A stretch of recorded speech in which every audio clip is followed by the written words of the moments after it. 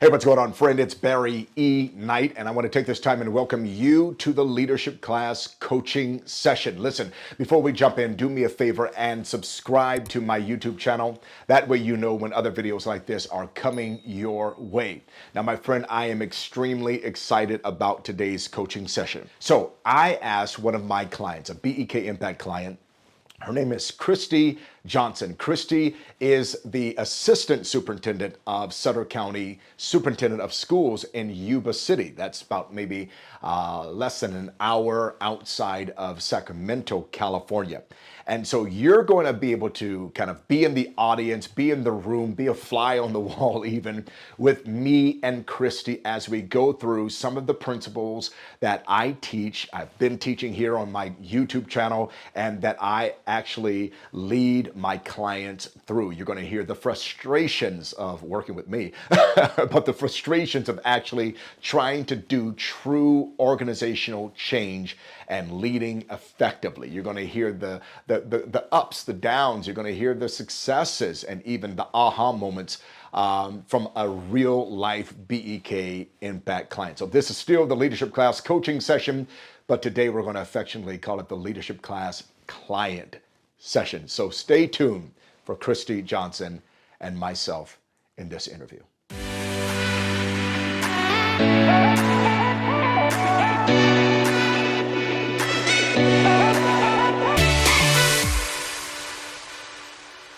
Cool. All right, Kristi Johnson, Sutter County Superintendent of Schools. It's dope to have you. Tell us about you. Let the people know who you are and your role at Sutter County and whatever else you want to tell us. Yeah.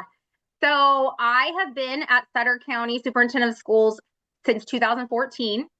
And I started out as a professional development coordinator in I think it was Ed Services at the time. And then we rebranded and we formed a curriculum instruction and accountability department. And then I eventually became the director of that department. And then for the last 2 years, I've been the assistant superintendent of educational services. So doing all things professional development, our homeless foster youth counseling, our school for expelled youth, what else? Our charter, our outdoor school, which is actually 2 counties away, best program ever. And induction. So teacher induction and administrator induction. So that's all the fun I get to have every day, and every day is different. And on top of that, like help our organization grow leaders. That's the latest gig. Like, and so, the whole idea of just leadership development has been something that I think has been missing for a long time. And so when we saw you present at CSR that 2 years ago, I don't know, a couple of weeks before, I started kind of putting a bug in Tom's ear, like, hey, we got to look for, this or that. And he's like, yeah. Then when you spoke, I looked at him and I was all like, he's saying everything that we said we needed. I said, we need this guy. And he's all, maybe he needs us. And I was like, nobody needs us. Like, we need him. I remember we were talking about the smartest goal. Yep. And I think Tom raised his hand or something. And then I went up to the table and he said, how are we supposed to figure that? We don't even know what the issues are going on right now. Yep. And that started it. I just knew that I said, I need to connect with him. And I told him right after, I said, okay, we need to connect. We definitely need to connect. Because one of the words that I use when I'm speaking about the issues that organizations face, and it's like they're still meeting their outcomes. They're still getting their numbers per se, but how they're doing it sucks. Like, again, the communication issue, you're overstressed where you don't need to be, and you don't even know who to point the finger at. And I use the word myopia. We become myopic, we become nearsighted, where we only see what's in front of us now. Right. And we're still looking at long term, but we're handling it with a nearsighted frame or lens. I want to ask a question here. When we first started this work, what did you personally realize about the difference between people problems and systems problems? A lot of times, we think it's that department, we think it's that leader, and we Right. don't always go to the system. So what are some things that you realize about the difference between those two?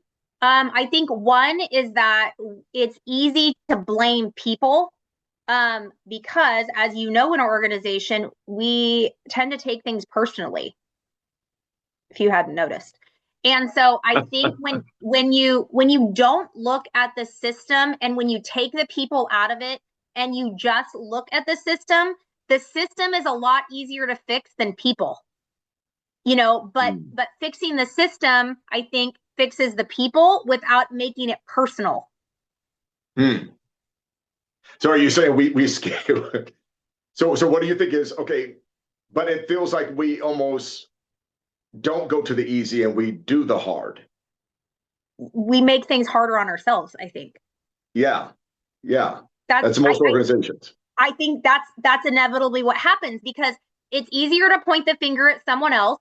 It's easier not to look to see, like, how do I contribute to the problem?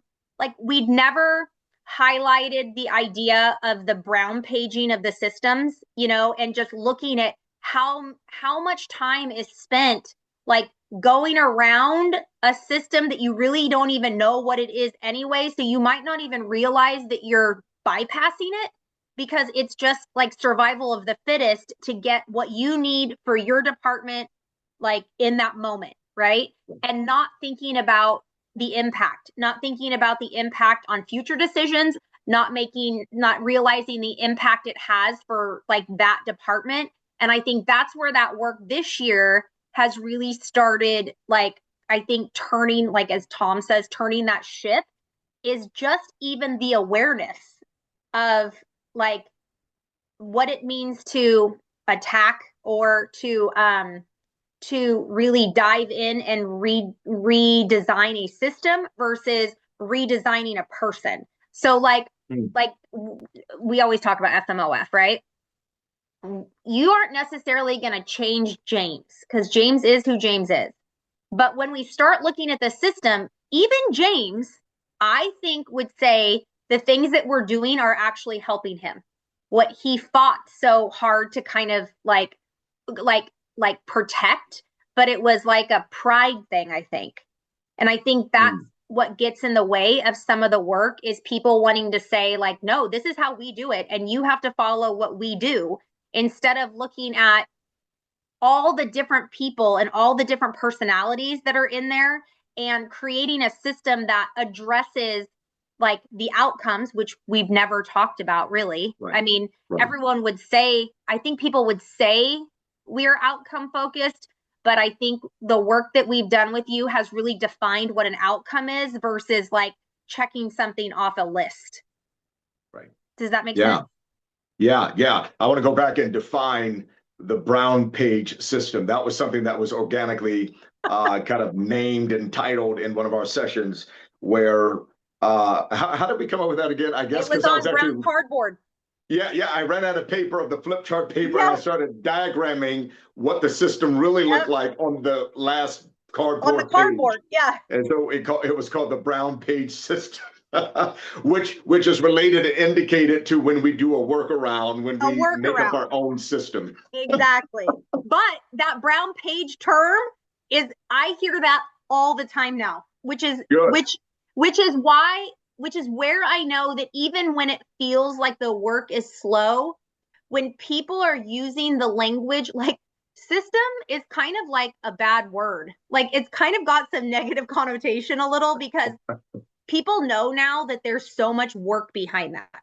Yeah, Like, there's yeah. really work that goes behind, like redesigning a system, or even putting a system down that you don't even know existed. And so the brown page thing just makes me laugh every time, because So people are like, that's a cuss word now when you say yes, system, because that means yes, more work. It means more frustration and yeah, a whole lot of yeah, other things on top. Yeah, but yeah, it's actually the thing that moves you to where you want to go. yes. And that's what I think was missing, is we were all, like, trying to be super effective in our own Right. areas Yeah, without looking at the resources and the coordination across departments that's needed in order to for everyone to be more successful. got it. Got it. So what was there, and this is a kind of a follow, was there a moment where something became visible that had been hiding in plain sight? So Mhm. where in this process of our partnership was the aha, like, oh my gosh, it's been there all along and we didn't even see it? So when you had us do that activity where we mapped out like the posters that have continuing to be put up, when you Yep. asked groups to map out the system from their perspective, and then we went around and people were sharing their system, right? And you could see people be like, well, that's not how it works, or that's not how it works for me, or how come it works like that for you and not me? And Yeah. so I I kind of think that that was a pretty defining like moment that we realized like there's some work to do because the owners of that system like they don't even really own it when you're doing it 16 different ways. Right. Like you don't Right. even own your own system. How does that happen? That's in a lot of organizations, and we uncovered a lot of that where it's it's one system written, tucked away in the archives of time, or it might be a system that's 20 years old that five different predecessors were doing with an abacus, right? But Yeah. we're here, and but we're still. How is it that we? And I guess that's a mystery for me that I'm trying to figure out is how does an organization still do what it's supposed to do with these multiple unknown, uncommunicated systems. I've Yeah. never understood that. I think it's just going through the motion and not being like not having well I will say also is not dedicating the time to really like evaluating what's working and what's not working. So I think you just keep doing. I mean, we are famous for this is how it's always been done. Like that, and I know that we're not alone in that in organizations. Like Right. that is the easiest like cop out, I think, because you're essentially blaming it on someone before you, and you're Right. saying the ineffectiveness isn't my fault, it's just like this is what we do. And so then I think it becomes like having that dedicated time to looking at it and calling it out. And that's, I think, the first step is just like, hey, we got a problem, and everybody is working hard, but we need to work smarter. Like Yeah. Yeah. everyone's working too hard, just like what you said in the beginning. Like people are tired, they're stressed, they're getting like taking things personal, like, and it doesn't have to be that way, but it takes work to change that. And so I think you just get caught up in the checklists. There is kind of I guess you would call it a silver lining in it that I'm thinking about the fact that you have good people who figure it out, Yes. right? I mean that is a good sign. That is a Yep. positive of it. On top of that, those good people get burned out, overwhelmed. Mm-hmm. Ultimately, over time, they begin to exit out, start putting applications other places, and you lose that talent Mm-hmm. because the system in and of itself is producing outcomes that work against the mission and the outcomes and even the Exactly. real work, the real mission critical work that you're called to do. But you have good people who at least say, we're going to figure out how to get it done. The biggest also like I think aha shift is the what does it mean to do what's best for kids, serve our districts and our community? And we quickly realized that that meant something different to different people. And not to say that anyone was more right than someone else. It's just we weren't calibrated. But when people start like, oh, if he asks me, I know what I'm going to say now, and no, but Right. also knowing why, Right. that it's not Yeah. just, oh, Barry wants us, this is our mantra, we just have to repeat it. It's because that's what we do, and then how you do it is your role. Yeah. Yeah. And people, we didn't have that calibration and that common language, and we kind of talked that last time about how important common language is. So I mean, I'm so proud of like, even as slow as it feels sometimes, you have to go slow to go fast, and that's a good thing. But it's also, this work is highlighting some, as great as they are and as much as I like everyone in that room, it also highlights like who's not as strong as maybe we thought they were, and who's maybe some real good taskmasters, but like that group is leadership. And so what does it mean to be a leader in the organization versus a good employee? Wow. Wow. There's a question of that. I'm going to jump to it. So you're an assistant superintendent, been in the role 2 years, but I want you to kind of look at yours. I want you to look at kind of what you were just talking about, leadership, and how has your leadership or leadership in general had to evolve or even been challenged in this process from from the beginning where we came in talking about communication and then we evolved in the systems and the communication within the systems, kind of what's happening in the leadership and even your own personal leadership Sure. there as we're working through this. Yeah, I think accountability is huge. And I saw something last night that said accountability doesn't have to be a bad thing. Like, I think sometimes accountability is seen as like a bad word also, Yeah. but I'm really seeing that being accountable to my teams, being accountable to like the leadership team, to the organization, is you can't like unsee the concept of systems. It's almost like now every time I'm like, okay, that's one we got to look at. That's one we got to look at. But before it was almost like that's one I need to react to. Good stuff. No, and it's important to again look at, like where we are talking about outcomes, and leaders lead outcomes, and then they kind of delegate the task. They let everybody know, here's our outcome. Now, how do we get this done with your Right. team so that they feel a sense of responsibility that my job is just not task 1, 2, 3, 4, 5. It's actually I'm doing this to produce this outcome, right? And I think that's one thing. I actually got an email from one of the coordinators this month and even last month afterward, just really grateful for helping them to see that their role is bigger than just that 1, 2, 3, 4, 5. And that was heartwarming for me to know that Sure. people, like you said, people are getting it. They're seeing getting it. absolutely. Yeah. And also like it's not that that system isn't mine, because like okay, that's FRA system. It's not that that system is Chris's. That is like it's like that's the school's system for making sure we have, smooth transition in. So I think also it's actually easier when you take off the responsibility that's like, that's my system.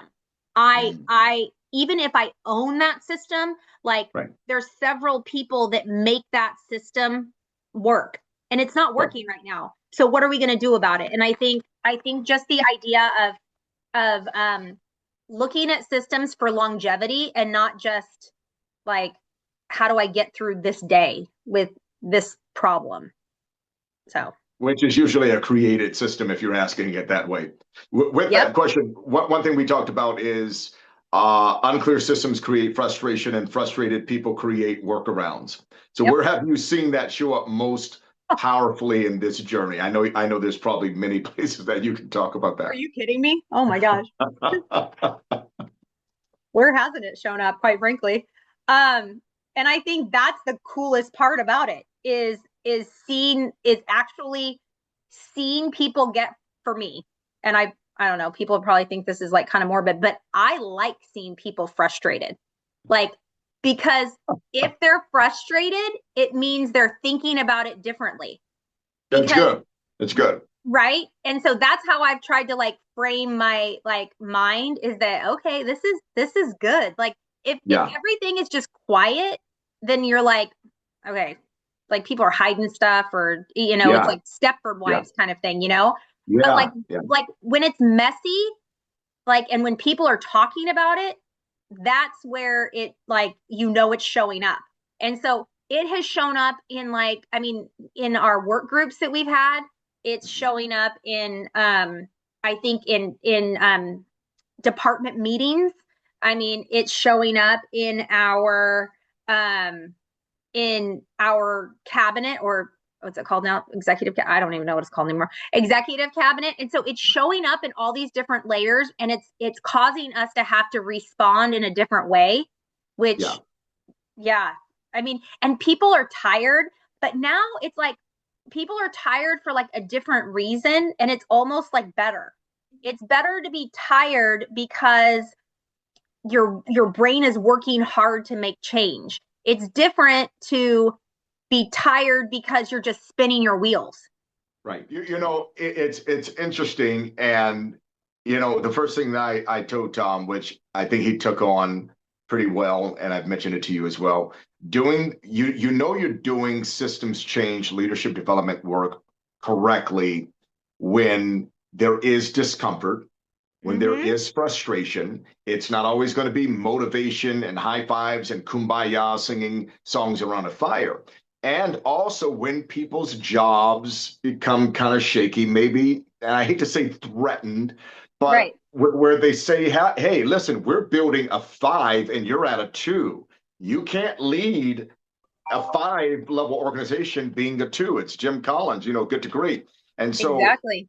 that's a challenge that I think organizations, if they really want to achieve the level of change that you guys are, then they have to be willing, because I know some butts had some fire on them recently, and that is just, that's how it goes. So I have 2 more questions for you. What leadership, maybe 2.5, but what leadership behaviors do you think are now required now that you're noticing systems change? Like what's being called of you all, as I often ask?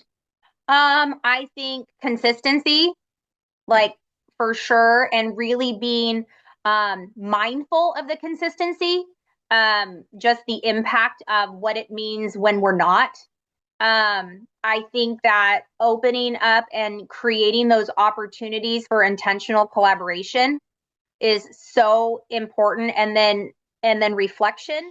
Have there been any surprises in our work together that just like, wow, I didn't expect that, or I didn't know, good or bad? Hopefully it's good, but any surprises? Well, and maybe it's not so much a surprise, but I'm surprised how personal people take their systems. Like, wow, this, I mean, we're only talking onboarding, this doesn't have to be, I guess that's one surprise is just how Q-tip people are. What is Q-tip? That's quit taking it personally. So it's not really there being a Q-tip, but like how much people take things personally as like an attack on them. That was pretty surprising. And then the other thing I think was like probably the most surprising is the assumption that people come with some leadership training, like at certain levels. I mean, we have assistant superintendents and like, this isn't a wrong thing, but like just anyone, in program, or I mean, I'm sorry, in operations, that like they've never gone through any sort of like administrative credential program on leading. They've never gone through. And so it's like they've gone through their training for their job, but not like, how do we lead people? How do you lead versus manage? Like, like that's, I think that was pretty surprising to me. It kind of reminded me when I was a teacher and I was pulled out of the classroom to become an instructional coach. And I knew I was a good teacher. But when I got out of the classroom and I did my first walkthroughs into other classrooms, I walked out and I was like, what the F? Like, everyone doesn't do what I do. And not that what I was doing was like the thing, like the best thing, but like it was obvious, like that I couldn't believe some of the things I was seeing. And it was like, when you go to administration, you kind of go to the dark side. But when you're in your silo, you're in your classroom, you're in your cubicle, like you literally only know what you do. And you think that everybody does and thinks kind of the same. And that's just not the case at all. And I also think I love having you as like an outside perspective, because we get so close to our work that like, it's hard to ask those questions where you push. And like when people are saying, okay, I'm going to answer, but I don't want you to, don't ask me the follow-up question, right? Everybody knows that's coming. Absolutely. Which is hilarious to me. So the kind of the angst about it, I like that, because that means we're making an impact. Let me ask this last one. Okay.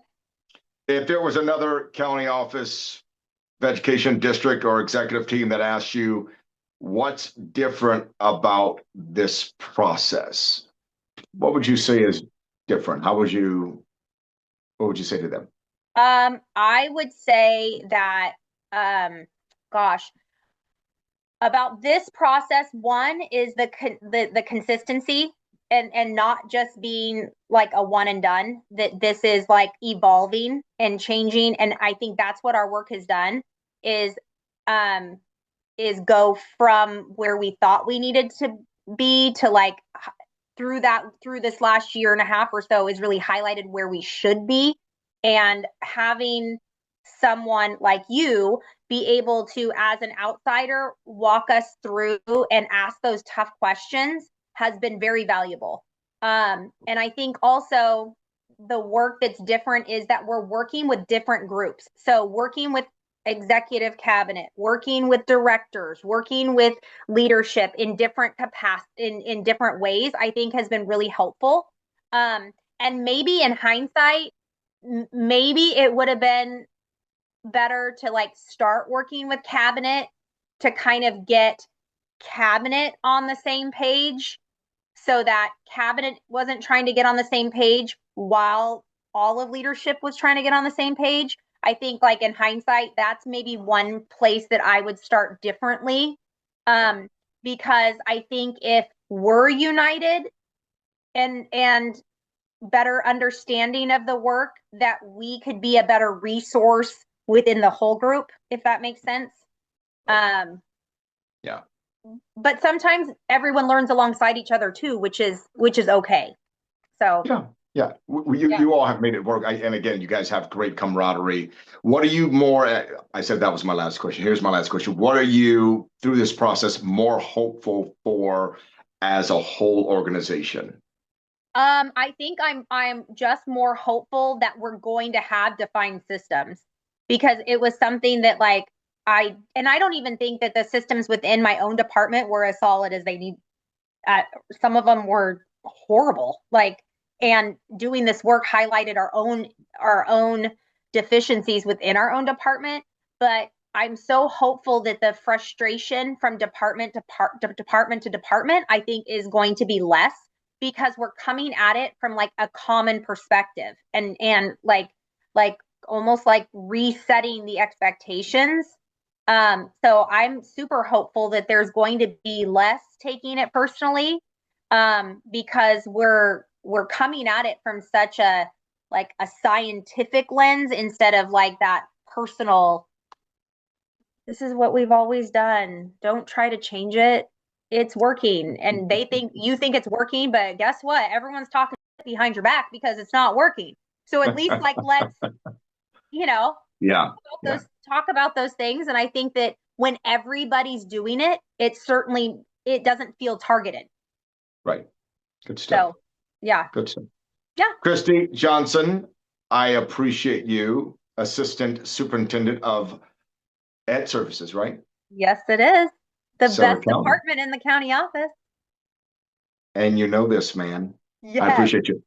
Thank you, Barry. Have a good weekend. Now, listen, I hope you got something out of today's leadership class coaching, or rather client session, and that you were able to kind of identify with some of the challenges, some of even the structure, organizational structure that Kristi shared with us on today. I hope there was some nugget in there that jumped out and gave you an aha or some type of breakthrough moment or breakthrough thought that you can take back to your organization, take back to your team, so that you can begin to lead that transformational change faster and more effectively. Now, my friend, listen, if there was something that resonated with you in today's client session or coaching session that you want to kind of dig into, maybe a question you're asking, I want to encourage you to reach out to me. I have all of my contact information is in the show notes. If you receive this by email, you have that as well. Use it. Reach out to me and schedule an executive clarity call. That's where you and I get together for 30 minutes. I'm not trying to pitch you. I'm not selling you on anything. I'm not trying to promote any of my services or get you to buy anything. This executive clarity call is simply you and I talking about the challenges, and you will leave 100% with greater clarity, You're going to leave seeing the problem the way you've never seen it before. Maybe it was a 10, you're going to see it at a 2. It's going to shrink and become more conquerable after this 30-minute clarity call. You're going to be awakened to so many things and have so many aha moments that you're going to feel confident that you know how to charge forth and bring change to your organization. Just click that scheduling link and schedule a call with me. Again, I'm not here to sell you on anything or to push any of my services. You leave. My objective is for you to leave that call being more clear, as I've mentioned before, and having greater aha moments, knowing a little bit more of what you need to do precisely. So again, click that link. Let's get scheduled. Let's get on a call and let's just have a great conversation. Until we meet again next week, my name is Barry E. Knight, and my purpose and calling is to help you succeed in yours. 2 fingers.